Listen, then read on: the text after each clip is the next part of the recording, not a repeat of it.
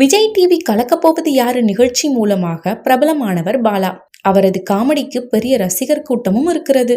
விஜய் டிவியில் CWC போன்ற நிகழ்ச்சிகள் பலவற்றிலும் அவர் கலந்து கொண்டு ரசிகர்களை சிரிக்க வைத்திருக்கிறார். பாலா சமீப காலமாக நடிப்பதன் மூலம் கிடைக்கும் வருமானத்தை கொண்டு பலருக்கும் உதவிகள் செய்து வருகிறார். ஆம்புலன்ஸ் இல்லாத மலை கிராமங்களுக்கு ஆம்புலன்ஸ் வாங்கி கொடுப்பது, மாற்றுத்திறனாளிகளுக்கு வாகனம் வாங்கி கொடுப்பது, ஏழை மாணவிகளுக்கு கல்வி கட்டணம் என பல உதவிகள் செய்து வருகிறார். இப்படி சேவையில் ஈடுபட்டு வரும் பாலாவை தான் ஹீரோவாக படத்தில் அறிமுகப்படுத்துவதாக நடிகர் ராகவா லாரன்ஸ் முன்பே அறிவித்திருந்தார்.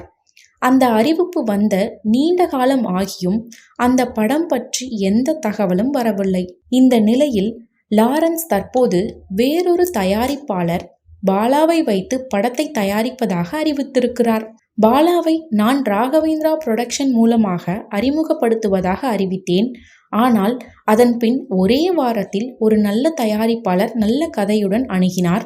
ஆம், பாலாவின் அறிமுக படம் விரைவில் ரிலீஸ் ஆகிறது என லாரன்ஸ் எக்ஸ் தள பதிவில் பதிவிட்டிருக்கிறார்.